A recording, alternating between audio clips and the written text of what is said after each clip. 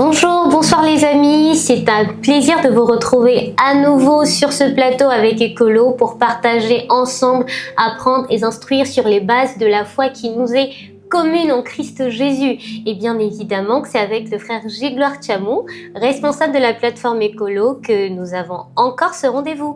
Bonsoir frère Jordi. Bonsoir sœur Emma. C'est un plaisir de vous revoir à nouveau ici. Le plaisir il est partagé. Je renouvellerai toujours cette petite phrase. À nouveau, on revient sur le thème de notre série d'enseignements sur roulement de tambour. C'est sur les 7 fêtes de l'Éternel. Merci beaucoup. J'aime bien votre entrain. Alors, jusqu'ici, nous avions vu ensemble l'aspect des calendriers, des 2 calendriers qu'il pouvait y avoir en Israël. Ça nous a bien permis de poser le décor, de comprendre le pourquoi de certaines choses, de comprendre les écarts qu'il pouvait y avoir entre un calendrier dit normal de l'époque et celui qui était beaucoup plus d'attrait spirituel par rapport à l'époque. Et nous sommes aussi passés sur la fête de la Pâque. En tout cas, nous avons compris jusqu'ici que cette fête était la base même pour les autres. Et nous avons bien vu qu'au-delà de célébrer un agneau, un agneau qu'on apportait en sacrifice comme ça, ou encore de célébrer simplement la sortie d'Égypte, il y avait toute une figure du Christ par rapport à cette fête que nous avons développée ensemble ici. Exactement. Alors, frère Jordi, on aimerait bien comprendre, y a-t-il autre chose sur la fête de la Pâque que nous n'avions pas encore vu? Effectivement, précieuse sœur Emma, il y a beaucoup à dire par rapport à la Pâque. Déjà d'entrée de jeu, nous avons dit autrefois que la Pâque était plus qu'une simple fête. C'était toute la mission christique. On a parlé de la Pâque comme étant la personne de Christ. On a parlé également que cette personne-là, il fallait qu'elle puisse avoir certains critères qui devaient répondre aux besoins de Dieu, notamment que la personne puisse, que le sacrifice, que l'agneau soit âgé d'1 an, soit un mâle et soit sans défaut. Et au travers de ça, ces critères-là devaient permettre à ce que ceux qui prenaient ce sacrifice ayant la vie, au moyen de ce que Moïse avait donné aux enfants d'Israël. Aussi, dans la session précédente, nous avons parlé de l'âge de l'agneau. Nous avons expliqué que cet agneau était la préfiguration du Christ. Je pense que nous avons aussi parlé de la distinction qu'il devait avoir entre Jésus et le Christ. Et nous avons dit que Jésus, c'est la personne, c'est le contenant, on va le dire comme ça, ainsi que le Christ était donc le contenu, donc l'esprit qui reposait dans le corps qui portait le nom de Jésus. Autrement, je le dirais comme ceci, Jésus est donc le côté humain et Christ est le côté divin. Nous avons aussi dit que quand bien même Jésus serait mort à 33 ans, le Christ, lui, porte l'âge de grâce. Et l'âge de grâce, dans ce que nous avons évoqué, c'est bien les 1 année que portait l'agneau. Aujourd'hui, nous allons aborder la suite dans un angle un peu plus différent que l'âge, parce que l'agneau avait des critères. À côté de l'âge, il y avait également le sexe, donc qui devait être un agneau mâle, et aussi devait être un agneau sans défaut. Mais avant, nous allons lire les textes. Nous sommes dans Exode chapitre 12. Nous allons lire à partir des versets 5 jusqu'au verset 8. Alors, nous lisons dans le livre d'Exode au chapitre 12, les versets 5 à 8. Nous lisons ensemble. « Ce sera un agneau sans défaut, mâle, âgé d'1 an. Vous pourrez prendre un agneau ou un chevreau. Vous le garderez jusqu'au 14e jour de ce mois, et toute l'assemblée d'Israël l'immolera entre les 2 soirs. On prendra de son sang et on en mettra sur les 2 poteaux et sur le linteau de la porte des maisons d'où on le mangera. Cette même nuit, on en mangera la chair, rôtie au feu. On la mangera avec des pains sans levain et des herbes amères. Amen. » Amen. J'aimerais juste, précieuse sœur Saïra, qu'on lise également le texte de 1 Corinthiens, chapitre 5, les versets 7 au verset 8. 1 Corinthiens, le chapitre 7. Le chapitre 5. Le chapitre 5, pardon, les versets 7 au verset 8. Les versets 7 au verset 8, nous lisons ensemble. « Faites disparaître le vieux levain afin que vous soyez une pâte nouvelle, puisque vous êtes sans levain, car Christ, notre Pâque, a été immolé. Célébrons donc la fête non avec du vieux levain, non avec un levain de malice et de méchanceté, mais avec les pains sans levain de la pureté et de la vérité. Amen. Amen.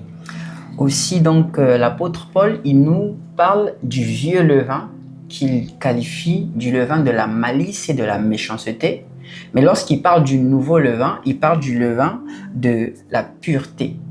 Il s'agit donc là d'un levain qui n'est pas le levain de la levure. Mais on comprend que l'apôtre Paul, dans son discours, il parle des choses qui sont spirituelles. Et aussi, il explique que Christ, comme nous l'avons déjà dit dans nos enseignements, c'est lui la véritable Pâque et donc nous sommes censés fêter. Il ne dit pas que nous ne devons pas fêter la Pâque, mais il dit que nous devons fêter la nouvelle Pâque qui est donc au Christ et sans l'ancien levain qui est le levain de la loi. Vous savez que la loi ne sauve pas. La loi, selon les Écritures, c'est ça le ministère de la mort. Le ministère qui a emmené le peuple à la perdition et qui n'a pas pu sauver les hommes devant Dieu. Et donc, lorsqu'il dit d'ôter le vieux levain, il emmène donc de pouvoir fêter la Pâque avec le nouveau levain. C'est le levain donc qui parle du levain de la pureté, le levain qui est marqué par le ministère de la grâce, donc par Christ. Aussi, l'agneau pascal devient en ce sens la personne de Christ. Et j'aimerais aussi, donc, pour la séance d'aujourd'hui, partager pourquoi est-ce que cette Pâque, pourquoi est-ce que cet agneau devait être un agneau mâle, et si le temps nous permet, pourquoi est-ce que cet agneau devait être sans défaut pour que le sacrifice de cet agneau porte la vie. J'aimerais dire à une personne que la bonne nouvelle d'aujourd'hui que tu dois retenir pour ta journée et même pour la suite, l'agneau qui doit être immolé, c'est un agneau mâle, ce n'est pas un agneau femelle. L'agneau qui est censé apporter la vie, c'est l'agneau mâle. Et j'aimerais dire aussi que le sacrifice, celui qui meurt, ne sera jamais l'épouse, ça sera toujours l'époux. Les textes nous présentent deux personnes, sinon plusieurs, des prophètes, des hommes qui sont élevés au rang de Dieu. Le tout premier qui est la personne d'Adam. La Bible nous parle d'un homme que Dieu a créé à son image, selon sa ressemblance. Il a fait de lui la réplique de ce que Dieu est dans les cieux, sur la terre. Et lorsque le péché entre dans le corps humain, l'homme, il pêche avec sa femme par la séduction du serpent. Mais lorsque Dieu prononce la sentence de la mort, la sentence est prononcée sur l'homme, j'aimerais dire, sur l'agneau mâle. Cependant, l'agneau femelle, j'aimerais dire la femme, nous n'avons jamais vu où est-ce que cette dernière a été immolée ou encore a connu la mort. La Bible nous parle donc de Adam qui meurt à 930 ans, mais on ne nous parlera pas de la mort de Ève. J'ai encore vu un autre homme, cet homme s'appelle Moïse. La Bible nous présente Moïse avec son épouse Séphora. Et donc Moïse, c'est la personne que Dieu a fait Dieu sur la terre. Souvenez-vous, lorsque Dieu appelle Moïse, il dit « Je ferai de toi Dieu devant Pharaon et Aaron sera ton prophète ». Moïse est donc cet agneau mâle que Dieu envoie en Égypte afin de délivrer le peuple d'Israël. Cependant, Moïse n'était pas seul. Moïse avait son épouse qu'on appelait du nom de Séphora. Et lorsqu'on suit le parcours de la vie de Moïse, au soir de sa vie, on nous dit que Moïse est mort à 120 ans, mais on ne nous parlera pas de la situation de son épouse Séphora, de cet agneau femelle. J'aimerais dire que le sacrifice de Christ, le sacrifice de l'agneau, concerne uniquement le mâle, l'agneau mâle. Alors, qu'est-ce que c'est que finalement cet agneau mâle et pourquoi est-ce qu'il devrait juste s'agir du mâle qui doit être sacrifié? Premièrement, le mâle meurt pour la femelle. Aussi, l'apôtre Paul, lorsqu'il enseigne dans les couples, il dit « Femmes, soyez soumises », mais quand il parle aux hommes, il dit « Marie, aimez vos femmes comme Christ a aimé l'Église et s'est livré pour lui. Le sacrifice ne concernera que l'homme, ne concernera que le mâle. Ici, quand je parle du mâle, je ne parle pas de ce qui est mauvais, des mots. Non, ici, quand je parle du mâle, je parle du caractère, du sexe de l'animal, donc le sexe masculin. Donc, lorsque l'apôtre Paul enseigne également sur celui qui devrait se sacrifier dans le foyer, dans le couple, il s'agira toujours du mâle. Et pourquoi est-ce qu'il s'agira toujours du mâle? On va prendre deux textes. On va prendre le tout premier texte avant ça, qui se trouve dans le livre de Juges. Nous allons lire le livre de Juges, chapitre 14, et nous prendrons les versets 8. Juges chapitre 14, les versets 8 au verset 9. Ensuite, nous prendrons les versets 13 au verset 14. Alors, nous lisons ensemble dans le livre de Juges au chapitre 14. Nous commençons par les versets 8 à 9. Il est écrit « Quelque temps après, il se rendit de nouveau à Timna pour la prendre et se détourna pour voir le cadavre du lion. Et voici, il y avait un essaim d'abeilles et du miel dans le corps du lion. Il prit entre ses mains le miel dont il mangea pendant la route. Et lorsqu'il fut arrivé près de son père et de sa mère, il leur en donna et ils en mangèrent. Mais il ne leur dit pas qu'il avait pris ce miel dans le corps du lion. » Les versets 13 et 14. « Mais si vous ne pouvez pas me l'expliquer, ce sera vous qui me donnerez 30 chemises et 30 vêtements de rechange. » Ils lui dirent « Propose ton énigme et nous l'écouterons. » Et il leur dit « De celui qui mange est sorti ce qui se mange, et du fort est sorti le doux. Pendant 3 jours, ils ne purent expliquer l'énigme. Amen. » Amen. J'aimerais juste dire à une personne que tant que le mal, donc ici je parle donc du caractère, on l'a dit tout à l'heure, du sexe, tant que le mal ne meurt pas, le mal ici c'est la royauté, j'ai dit c'est la dignité, c'est la force, c'est la puissance. Lorsqu'on nous parlera du mal, lorsqu'on nous parlera de l'homme, l'homme c'est celui qui est fort.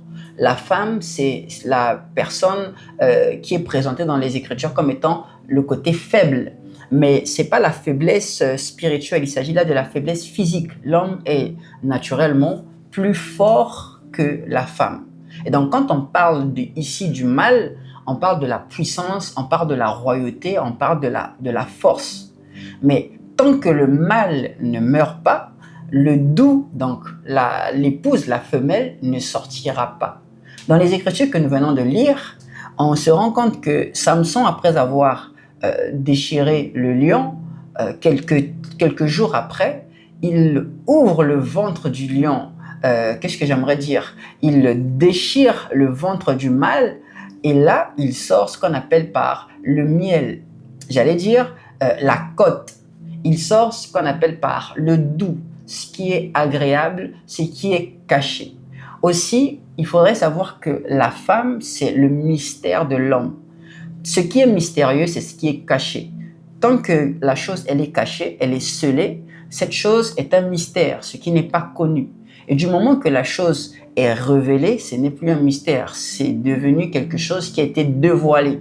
Donc c'est le secret qui a été mis aux yeux de tous. Alors, pour que la femelle, pour que l'épouse sorte et soit révélée, vive, il faut que le mâle meure. C'est comme ça que pour qu'on puisse avoir du miel et qu'on puisse contempler la douceur du miel, il faut que le lion, c'est-à-dire il faut que le mâle, il faut que le fort, il faut que l'agneau mâle meure. C'est pour ça que nous allons voir la personne d'Adam mourir à la croix. Ici, vous comprenez que je parle du véritable Adam, c'est ce que nous enseigne l'apôtre Paul, que le premier homme, le premier Adam, était une âme vivante, mais le second Adam était un esprit vivifiant. Et donc, lorsque je parle de Adam, lorsqu'il meurt à Golgotha, lorsqu'on déchire le ventre de ce lion, donc de cet agneau mâle, on ressort ce qu'on appelle par la côte. Qu'est-ce que je dis? On ressort le miel. J'aimerais encore dire, on ressort l'eau et le sang. Alors, la mort de l'agneau mâle, la mort du lion mâle, la mort de l'homme, c'est ce qui apporte la vie à l'agneau femelle. Et nous, la bonne nouvelle, c'est que nous ne sommes pas l'agneau mâle, nous sommes l'agneau femelle. Quel que soit ce que tu traverses, quel que soit ce que tu vis, il faut que tu saches que tu ne mourras pas. Parce que celui qui est censé mourir ou celui qui était mort, c'était le mâle, le sacrifice. La prophétie dit que la mort est destinée pour l'agneau mâle. Et nous sommes l'épouse de cet agneau-là. Nous sommes donc l'agneau femelle. Et aucune écriture nous parlera de la mort de l'agneau femelle tant que le mâle sera présent. Et nous vivrons parce que le mâle a été mort sur la croix, parce que le mâle a donné de sa vie. C'est comme ça que le secret, le mystère caché de Dieu a été révélé. Voilà pourquoi il était question que ce côté fort qu'avait le Seigneur, ce côté fort qu'avait le Dieu Tout-Puissant devait donc tomber, aller aux profondeurs de l'abîme, mourir jusqu'à la mort de la croix pour que simplement cet agneau femelle, nous qui sommes donc son Église, ayons la vie et par ce sacrifice-là, soyons donc sauvés. Alors, le sacrifice donc de cet agneau qui apportait la vie, et cette vie, aucune personne ne pourra nous l'arracher. Voilà ce que cache justement la Pâque. Au-delà des jours que nous pouvons célébrer, c'est le témoignage de la vie. Tes affaires sont peut-être mortes, tes projets sont peut-être morts, les situations que tu traverses te rappellent comme s'il y avait l'ange de la mort qui passe, qui te rencontre. Souviens-toi simplement que la mort ne t'est pas destinée. La mort a été déjà consommée, la mort appartenait à l'agneau mâle et cet agneau mâle s'appelle Christ, s'appelle Jésus le Christ. Pas Jésus de Manchester City, mais Jésus, le Christ, c'est lui qui est mort à la croix pour toi et moi. Et cette personne-là a tout donné, s'est dépouillé, le mal c'est aussi se dépouiller de son autorité, afin que toi et moi, nous ayons la vie. Mais pourquoi donc il fallait que cet agneau, âgé d'un an, nous l'avons parlé mal, nous sommes en train de le découvrir, mais j'aimerais également anticiper pour parler du fait qu'il devait être sans défaut. Pourquoi est-ce que la Bible insiste sur le fait que cet agneau-là puisse être un agneau sans défaut? Là aussi, nous allons lire les Écritures. Nous serons donc dans le livre de Lévitique, Lévitique chapitre 21. Nous allons lire à partir des versets 16 au verset 23. Nous lisons ensemble dans le livre de Lévitique au chapitre 21, les versets 16 à 23. Il est écrit « L'Éternel parla à Moïse et dit « Parle à Aaron et dit « Tout homme de ta race et parmi tes descendants qui aura un défaut corporel ne s'approchera point pour offrir l'aliment de son Dieu. » Tout homme qui aura un défaut corporel ne pourra s'approcher. Un homme aveugle, boiteux, ayant le nez camus ou un membre allongé. Un homme ayant une fracture au pied ou à la main. Un homme bossu ou grêle, ayant une tache à l'œil, la gale, une dartre ou les testicules écrasés. Tout homme de la race du sacrificateur Aaron qui aura un défaut corporel ne s'approchera point pour offrir à l'Éternel les sacrifices consumés par le feu. Il a un défaut corporel, il ne s'approchera point pour offrir l'aliment de son Dieu. Verset 22. Il pourra manger l'aliment de son Dieu, des choses très saintes et des choses saintes. Mais il n'ira point vers le voile et il ne s'approchera point de l'autel, car il a un défaut corporel. Il ne profanera point mes sanctuaires, car je suis l'Éternel qui les sanctifie. Amen. Amen. Donc c'est l'Éternel qui sanctifie. Nous avons vu donc dans Lévitique chapitre 21 à partir du verset 16 au verset 23 que tout défaut corporel était sanctionné lorsqu'on voulait donc offrir des sacrifices et même lorsqu'on était sacrificateur. Il a été cité plusieurs défauts parmi lesquels nous avons vu les testicules écrasés, le nez camus, être un homme grêle ou bossu, il y en avait plusieurs. Lorsque ces défauts étaient remarqués donc dans la vie du sacrificateur, quand bien même il serait lévite, il était disqualifié. Donc le défaut corporel était la raison pour laquelle la mort pouvait entrer dans le sacerdoce.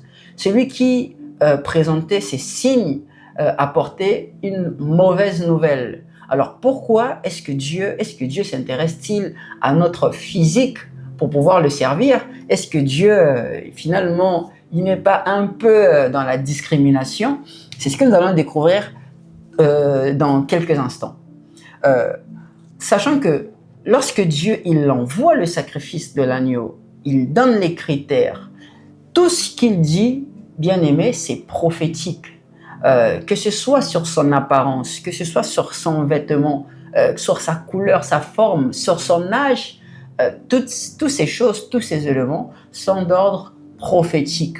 Nous avons vu que même l'âge était prophétique et nous venons de voir également que même le sexe de l'agneau était un signe prophétique. Sachant que les esprits n'ont pas de sexe, c'est plutôt une dimension. Je vais donner une vérité, c'est une parenthèse. Lorsque la Bible nous parle de la femme et la Bible nous parle également de l'homme, dans le monde spirituel ou dans la pensée des Écritures, la femme, ce n'est pas le sexe féminin. Nous sommes l'épouses du Seigneur, mais nous ne sommes pas humainement de sexe féminin. La femme est une dimension que tout homme peut porter, autant que moi, le frère Gigloire, je suis une femme vis-à-vis du Seigneur. C'est une dimension que l'homme, il porte en lui. Adam, lorsqu'il a été créé homme et femme, lorsqu'on lit les Écritures. Et donc la femme, au-delà du sexe, est une dimension que l'homme porte. Et l'une des dimensions que porte la femme, c'est la dimension de l'adoration. Ne peuvent adorer que ceux qui sont des épouses. L'époux n'adore pas, c'est l'épouse qui adore. Aussi, l'homme est une dimension dans les Écritures. Et c'est la dimension que porte l'homme dans les Écritures. C'est ce que je venais de dire il y a quelques instants. C'est la dimension de la royauté, de l'autorité. Alors, je referme ma parenthèse. Alors, lorsqu'on parle aussi de l'apparence physique, des défauts corporels, les défauts corporels sont les tâches qui empêchent la sacrificature d'être parfaite. Je vais prendre un défaut. On a parlé du fait que l'homme, s'il était aveugle, s'il était boiteux ou s'il avait des testicules écrasés, il ne devait pas servir en tant que sacrificateur. Avoir la vue brouillée nous empêchera de voir loin. Celui qui conduit, c'est celui qui doit voir. Jésus, enseignant sur ça, il dit « Un aveugle ne peut pas conduire un autre aveugle, sinon les deux ils tomberont dans la fosse. » Cela signifie qu'il y a une fosse qui est prévue. Si les deux sont aveugles, ils tomberont forcément dans la fosse. Si l'un, celui qui conduit, il est estropié, il ralentira la marche. Et sachant que l'apôtre Paul nous enseigne qu'il s'agit là bien plus que d'une simple marche, il s'agit là d'une course. Nous sommes des athlètes. Et lorsqu'on a un pied en moins, en tant que conducteur, ça sera difficile de pouvoir exercer cette course dans les conditions prévues. Parce que tous ceux qui sont avec nous, on les empêchera d'atteindre leur destination dans les temps. Lorsqu'on a les testicules écrasés, par exemple, on n'est pas porteur de la sémence. Un homme qui n'a pas de testicules n'a pas de sémence. Et dans les Écritures, la sémence, c'est la parole. Celui qui porte la sémence, c'est celui qui a, en tant qu'homme, a les testicules non écrasés. Vous m'excuserez des termes pour ceux qui sont sensibles, mais j'aimerais dire que le défaut corporel, c'est donc l'inéligibilité du sacrificateur ou encore du Christ de pouvoir apporter la vie, de pouvoir sauver l'épouse. Mais la bonne nouvelle, comme je l'ai dit, notre Seigneur, il est celui qui remplit toutes les cases. Il est celui qui avait l'âge de grâce, il est celui qui est le mal et il est celui qui était sans défaut. Il est celui qui réunissait tous les critères pour que son épouse, pour que l'agneau femelle que nous sommes, soyons donc sauvés. Et aussi, nous devons en prendre conscience. Parce que aussi longtemps que l'agneau femelle se dira que certainement elle est destinée à la boucherie, elle sera destinée à la boucherie. L'Écriture nous dit que le peuple périt faute de connaissance. Celui qui ne sait pas qu'il est libre, il vivra toute sa vie comme s'il était captif et il ne saura jouir de sa liberté. Alors c'est ce que j'aimerais dire pour la séance d'aujourd'hui. Et souvenez-vous que la Pâque est donc bien plus qu'une simple fête. La Pâque, c'est le commencement de tout, c'est le premier-né de la création, c'est ce qui fixe le reste des jours. Nous avons 7 jours. La Pâque, c'est le premier jour. Le jour où Dieu il vient, il fixe les choses, il se dit qu'à partir de maintenant, on va séparer la lumière avec les ténèbres. Et là, j'aimerais donner une parole à ceux qui nous suivent. Le soleil, la première lumière, c'est ça, la puissance. Et les ténèbres qui sont caractéristiques de la nuit, l'Écriture dit que les ténèbres, il les appelait nuit. Ainsi, il y eut un soir et il y eut un matin, ce fut le premier jour. Donc, dans ce contexte-là, les ténèbres qui sont l'image de la nuit et donc aussi l'image de l'épouse. C'est donc la fixation du premier jour dans la personnification de la Pâque. C'est bien plus qu'un jour, c'est bien plus qu'une simple fête, c'est bien plus qu'une date fixe ou pas fixe. C'est la personne de Christ, c'est le sacrifice de l'agneau, c'est la nouvelle qui t'informe que tu es désormais libre, tu es délivré et tu ne devrais plus avoir peur de la mort. J'espère que Dieu vous a énormément parlé et que pour une personne qui a compris, n'hésite pas de prier en disant « Seigneur, je sais qu'au travers de la Pâque, je suis libéré de la prison que les Égyptiens m'ont imposée. Je suis libéré de la peur de la mort. Quel que soit ce que tu fais, je déclare que la vie entre dans toutes tes activités. Parce que celui qui devait mourir, ce n'est pas toi, ce n'est pas ce que tu fais, mais celui qui devait mourir a été déjà mort sur la croix. Et l'avantage de sa mort, c'est que tu es venu au monde.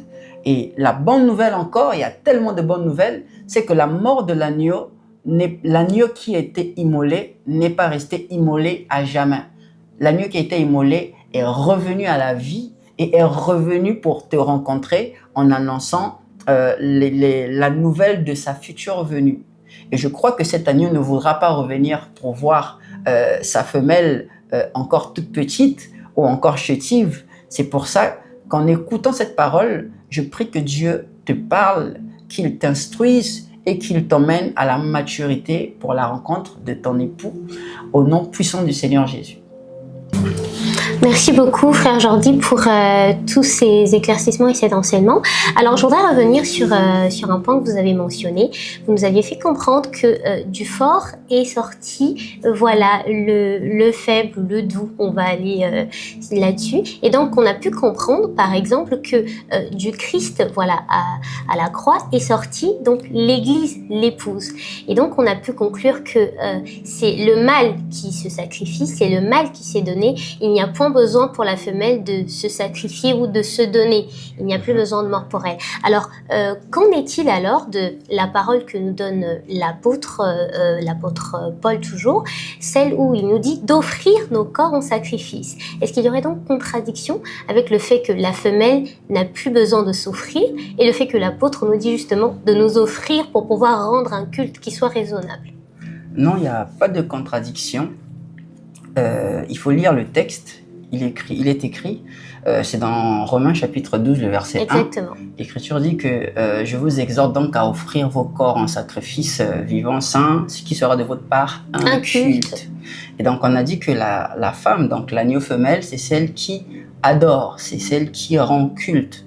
Et le culte, c'est ça, le sacrifice cultuel de l'agneau, ce n'est pas de l'agneau femelle, ce n'est pas le sacrifice de la croix, non.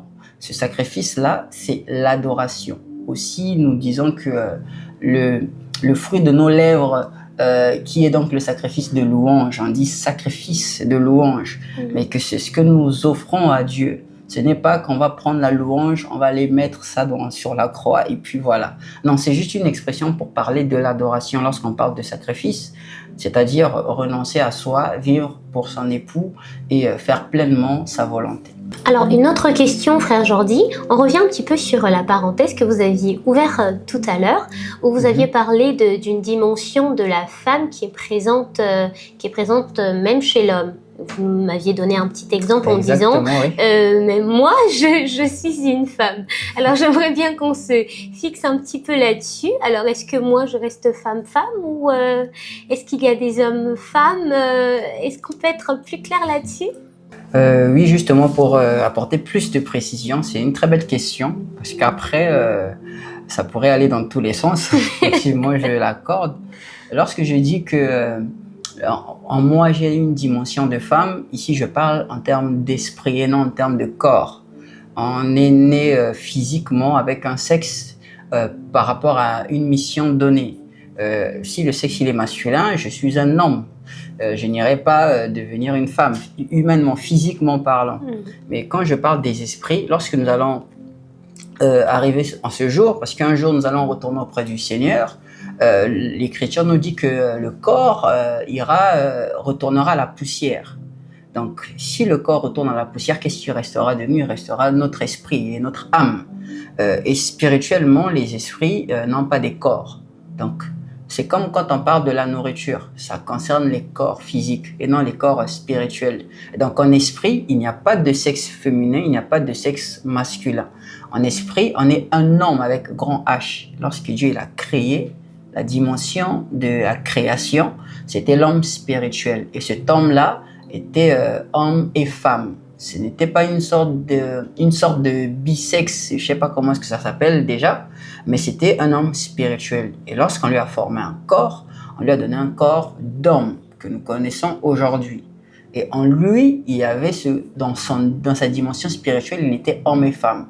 Et lorsque Dieu il retire la dimension femme dans l'homme, le corps physique est devenu sexe masculin, il n'y a pas d'ambiguïté, et le corps physique de la femme est sexe féminin. Mais le jour que nous retournerons auprès du Seigneur, nous serons dans la dimension des esprits où nous n'avons pas de sexe. Maintenant, lorsque je parlais de l'homme en tant que dimension, j'ai expliqué, c'est simplement la puissance et la royauté, l'autorité. Et lorsque je parlais de la femme en tant que dimension, je peux remplacer le mot femme par adoration. L'adorateur ou encore celle ou celui qui adore Dieu, qui élève son nom. C'est dans cet angle-là que nous avons parlé de la femme spirituellement. Voilà, sœur Emma.